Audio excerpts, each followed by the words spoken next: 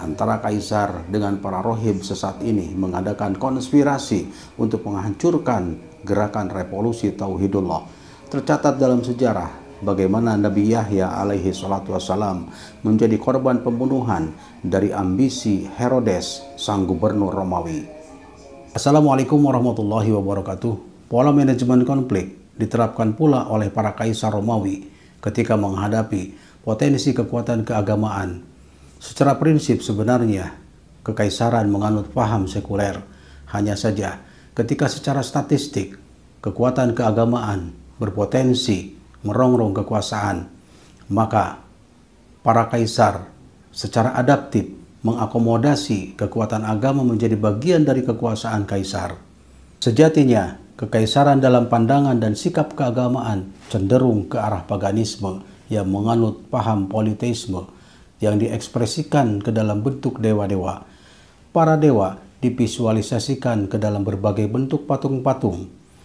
Pola keyakinan para kaisar Romawi tersebut secara jelas merupakan adopsi asimilatif dari pemahaman Helenisme yang berasal dari Yunani.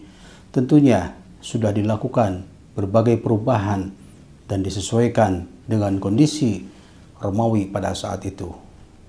Cara pemerintahan Romawi memanfaatkan kekuatan keagamaan yang sedang dominan terlihat ketika Yahudi di beberapa wilayah kekaisaran menjadi agama mayoritas.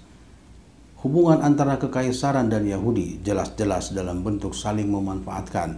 Sebagai contoh, ketika keduanya menghadapi musuh bersama, mereka akan saling menguatkan satu dengan yang lainnya. Musuh bersama mereka adalah para nabi Allah yang menyuarakan ajaran Tauhidullah dan mengkritik setiap praktek bid'ah yang dilakukan oleh kaisar dan rahib.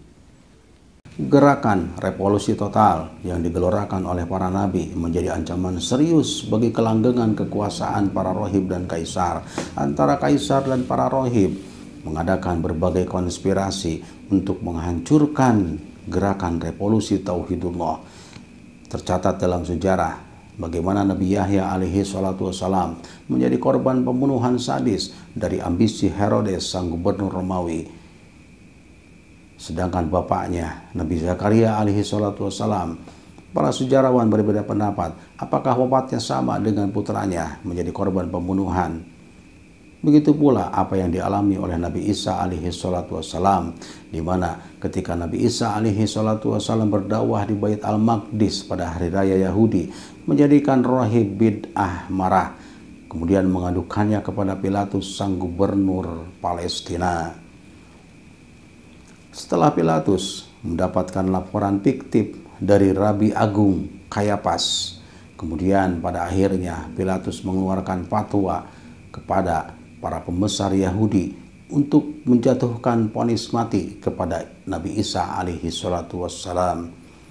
Untuk lebih jelasnya, pemirsa bisa membaca dua buah buku karya Al-Maghlut, Atlas Agama-Agama dan Atlas Sejarah Para Nabi dan Rasul.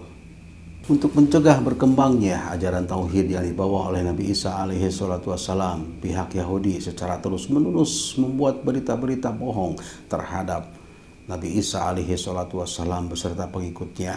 Ajaran tauhid yang dibawa oleh Nabi Isa alaihi salatu wassalam dicap sebagai anti kesatuan kekuasaan Romawi. Nabi Isa alaihi salatu wassalam dianggap memiliki ambisi untuk menjadi raja dan akan mendirikan negara baru dengan aturan baru yang terdiri hanya dari kaum Bani Israel. Mereka mengatakan bahwa Nabi Isa alaihi salatu wassalam adalah anti Romawi, terlihat dari seruannya untuk tidak membayar pajak kepada kaisar. Bagi para pengikut ajaran tauhid yang dibawa oleh Nabi Isa alaihi salatu wassalam senantiasa mendapatkan teror dari kerahiban.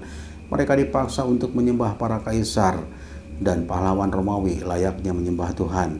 Bagi yang memiliki komitmen kuat terhadap ajaran tauhid yang dibawa oleh Nabi Isa alaihi salatu wassalam, seringkali menjadi korban pembunuhan sadis secara masif. Pendirian seperti ini di kemudian hari terkenal dengan istilah martir. Siapakah para kaisar yang terkenal kejam dan sadis dalam membantai pengikut Nabi Isa alaihi salatu wassalam? Mereka adalah Nero, Domitianus, Trajan, dan Diokletianus. Selain langkah-langkah yang telah disebutkan di atas, boleh jadi Yahudi dan pihak Kaisar merancang pemusukan dari dalam gerakan revolusi Tauhidullah terlihat ketika para penggerak utama revolusi berkumpul untuk musyawarah sesaat setelah Nabi Isa alaihi salatu wassalam diangkat oleh Allah Subhanahu wa taala. Pertemuan tersebut terkenal dengan istilah Konsili Yerusalem yang berlangsung sekitar tahun 51 sampai dengan 55 Masehi. Konsili menghasilkan keputusan sikap keagamaan yang menyimpang dari Taurat. Non-Yahudi boleh meninggalkan ajaran Taurat demi menghindari paganisme. Dihalalkan meminum minuman keras, memakan riba, serta memakan daging babi.